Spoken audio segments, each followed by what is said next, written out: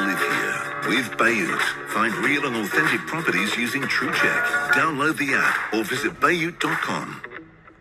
Right, welcome back to the Business Breakfast. Georgia Tolley here. I am standing in for both Brandy and Tom. Tom's had his birthday, Brandy's got the flu, and we have got a whole new batch of data, courtesy of the team of Bayut, who've released their Q3 market report for Dubai. And joining us, as ever, to talk through the key points is Fibha Ahmed, who is Director of Sales for Dubizzle and Bayut. Fibha, lovely to see you again. Same here, Georgia. Nice to see you.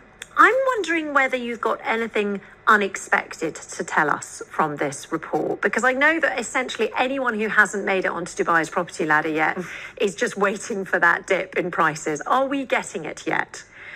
Interesting you'd ask me that. And I think we're just so used to looking at higher prices or prices jumping up by 2 digits or eye-watering, as some of us have called it that, on this show particularly.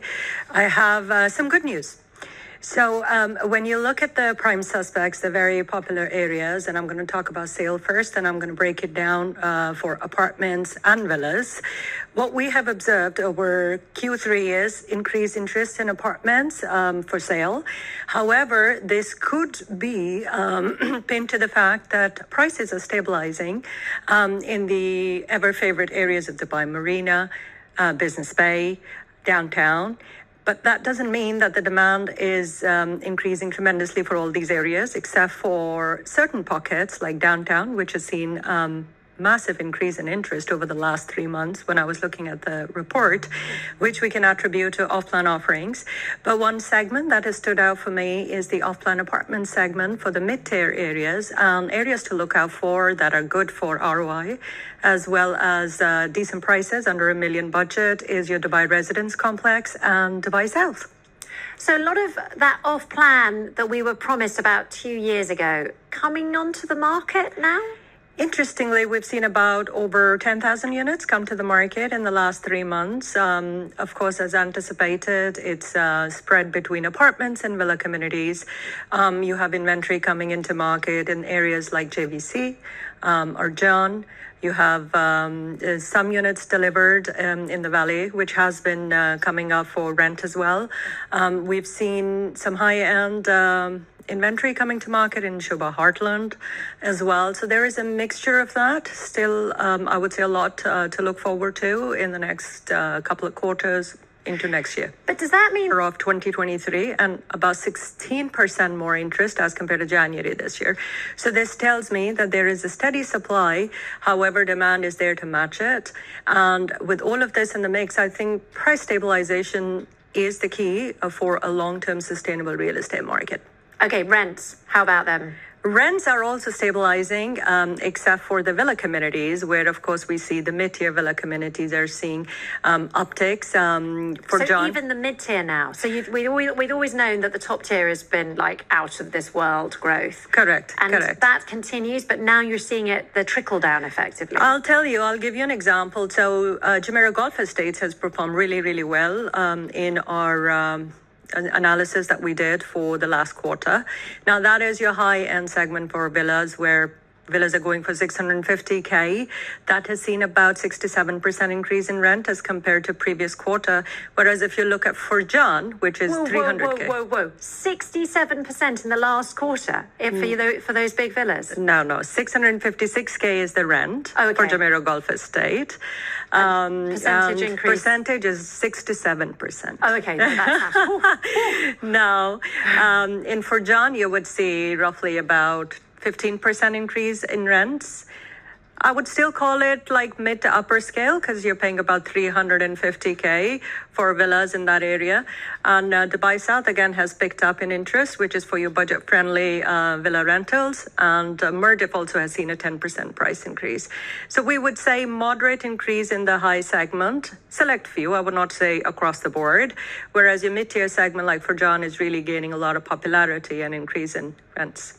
where are we finding value? Can we find value in this market?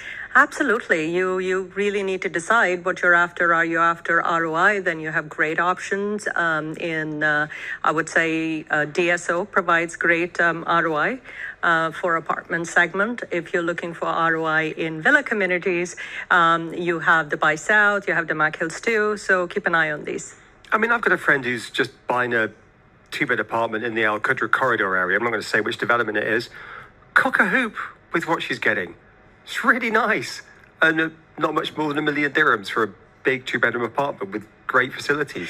Yeah, that's look globally at a big thriving international city.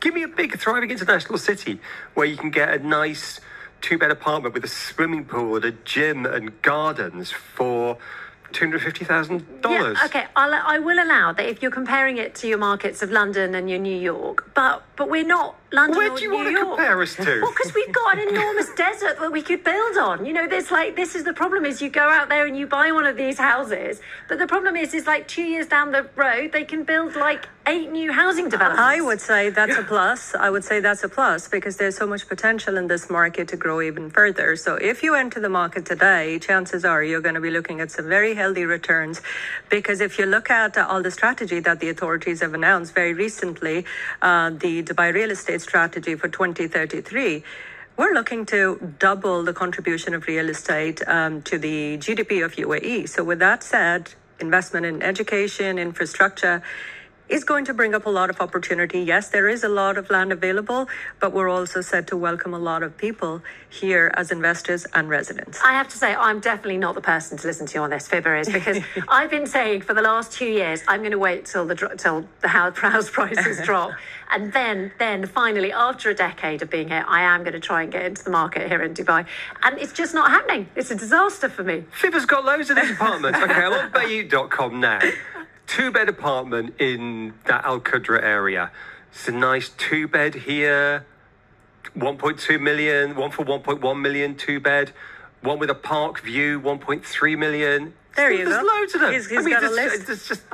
Did you read that article over the weekend? It was a BBC article, and it says that people have got addicted to looking at property websites. That it's become an actual addiction that people are hunting for homes, even if they can't afford them. And I think Richard might have it. Richard is always very, very nice. Every time I come on the show, he always goes and he has a look at Bayut.com. I would say this is good because cop. he is the good cop. I would say that's because of the comfort that people have in real estate as an asset. Right? It is something that people are familiar with, not like cryptos that people have to learn. People of my age that are not even familiar with it will have to probably read up before we invest. So I think real estate has always been a very safe bet. So if people are addicted to looking at real estate websites, for all the right reasons. Maslow's hierarchy of needs, shelters close to the bottom, not the top.